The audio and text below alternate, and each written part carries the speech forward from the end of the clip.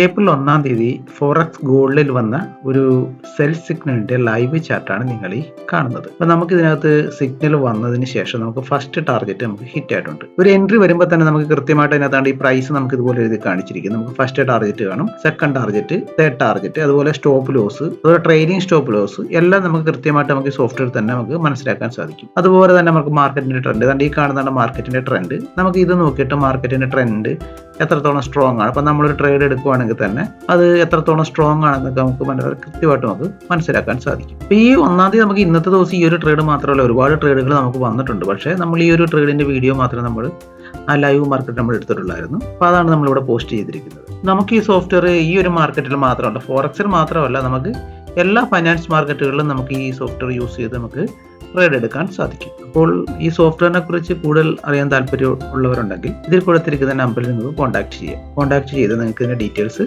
അറിയാൻ സാധിക്കുന്നതായിരിക്കും. അപ്പോൾ ഓക്കെ.